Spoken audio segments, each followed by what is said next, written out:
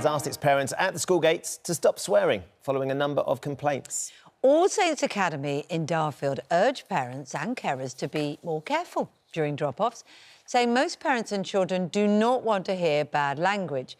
Well, we spoke to some parents in London about what they think of using swear words in front of their little ones. I tend not to try and swear in front of them because they're so impressionable. They're going to hear it at some point, aren't they, at school? So, like, no one's going to stop how they talk because children are around and you can't expect them to. No, you can't hide them from it forever, but hopefully, you know, kind of keep her away from the really explicit ones until she's a bit later on in life anyway. I don't think swearing's a nice thing. why is that? Because it might hurt someone else's feelings. The voice of reason. That's a lovely way to look at it. The voice of reason. It's about respect. You just need to remember that. Remember what that little child said. I don't swear. OK. So should you ever swear in front of children? Joining us to discuss this is Afia Dom, who says she never swears in front of children, and Dr Emma Byrne, who thinks it's hypocritical to hide her swearing. A little bit like Kate alongside me, Emma. Hypocritical. So let's talk about this because it's a big debate. My children are now 14 and 16, so they're teenagers. And, of course, they have been exposed to more ripe language. And, Emma, you think that it's naive and hypocritical of parents to not use swear words in front of kids? Yeah, I mean, I want to make it clear I'm not advocating for deliberately finding and manufacturing opportunities in the day to swear.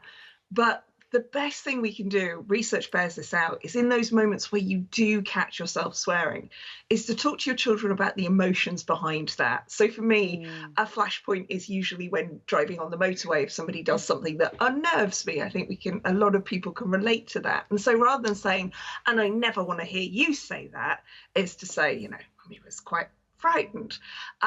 And both the girls here, they know about swearing and they've learnt that, you know, their parents swear, that the grown-ups that they know swear, but that we don't ever do it in a way that is aggressive or designed to hurt people's feelings. That usually it's either a release of a strong, scary emotion, which is the main reason why it benefits us as humans, or sometimes it's even out of excitement or sympathy. Research bears out that we don't just use swearing to be aggressive. In fact, most of our swearing use is done out of solidarity. So you wrote a book, Swearing is Good for You, and you found that youngsters who aren't allowed to swear end up swearing more.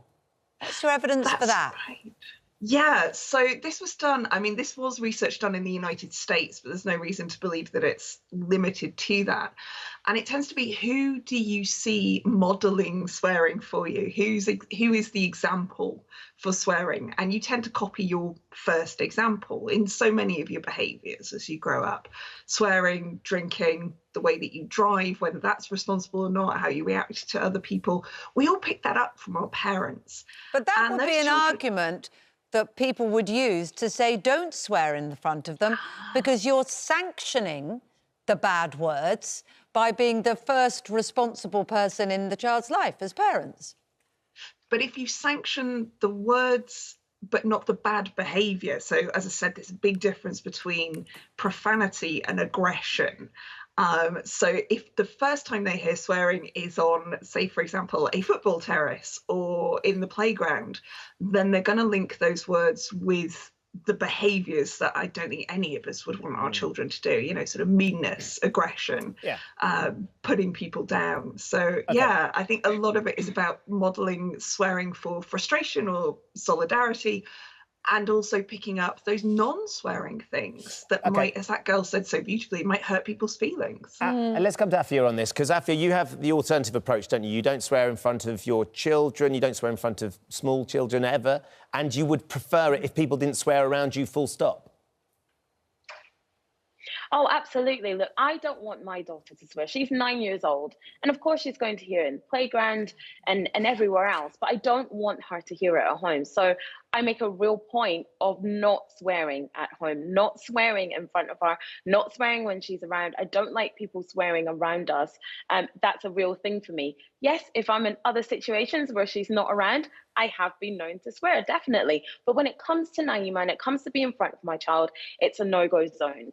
I don't swear. I make a conscious effort not to swear. And if I do feel like I need to, then I put in alternative words. I just think that's much better, because I don't want her to pick up swearing from me, and I don't want her to think that it's normalised at home to use that kind of language. I used to do that as She well. didn't swear when she grew up. I used to do that as well, and eventually Darcy says, Mum, when you say sugar pants and fiddlesticks, we know what you really mean to say. So there comes a point when they get to the teenage years when they know. But I think what I would hope is that I've shown them that I'm consciously not wanting to cause offence. My parents find swearing offensive. I feel really uncomfortable. I don't mind if people swear around me normally, if I'm with them and someone's swearing. So how do you ensure, Emma, that they understand the fact that some people are going to be offended by these words, and when you're swearing in public at the school gates, you have no idea who might be offended, and then they go into school and they get told off for swearing in class, which would be an inappropriate place to swear, I think you would agree. It's very confusing for a child then, isn't it, to know where the boundaries are? So I would say for sure there are circumstances in which I think most of us as parents would say, this is a place where it's not acceptable to swear. So when you're around people whose reactions you don't know, and I'm surprised by how much swearing there is at the school gate, and I'd be interested to know what kind of swearing that is. It's possibly to do with being late or realising you've lost something from the book bag. I'm hoping it's not aggressive swearing. But kids are actually splendid little mimics at picking up our social intelligence. We teach them about the appropriateness of what is and is not appropriate in certain circumstances by doing it ourselves. And in those moments where we feel like we've made a mistake, I shouldn't have said that there, I shouldn't have lost my cool, whether that's swearing or, being huffy or doing something that you're not proud of, it's not your best self, you don't think it was appropriate. The trick is to own that and to say, we make mistakes. I think I might need to go back and apologise to that person for being huffy, or I think I could have been a bit more patient there. Next time I'll take a breath. So talking about the times when we make mistakes makes them more likely to think about what they would like to do and how they'd like to be their best selves, and also to be able to apologise when they make mistakes. We've been running a Twitter poll for our viewers. Should you ever swear in front of children? As it stands at the moment, let's have a look. Yes, 21%.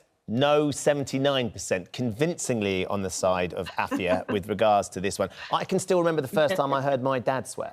My dad was very formal about things like that, never swore, and he was our rugby coach, and I was about 15. It was half-time, and we were getting absolutely pumped by the opposition. We were playing really badly, and my dad came on, and he swore, and he just swore at us, saying, this is absolutely awful. What are you doing? Get it together. And as we went off to start the second half, all my mates were going, I'm playing so badly. And I was like that. Did you hear that? He said, yeah, he was really angry. Did you hear that? My dad swore. My dad swore. Did you hear my dad swear? My dad never swears. My dad swore. And for the next 10 minutes, I didn't play rugby at all. I was just in turmoil because I'd heard my dad swear for the first time. And we all remember when we heard, when Charlotte has never forgot when you heard your dad who's a vicar swear. I know, and I told you the story that when I rang up with my A-level results and he swore, and then I did tell you afterwards what it was, and you were like, that barely counts as swearing. It doesn't count. Trust me, it wasn't as shocking as when my dad swore for the first time. Emma and Afia, thank you very much for joining us this morning. I tell you here, I think the last word probably goes to Will on this. Stand barefoot on a piece of Lego and then tell me you didn't swear in front of your kids. We'll be in there. I'm with you there, Will, that's for sure. I'm sure it's second to childbirth standing on Lego. Thanks very much to both of you.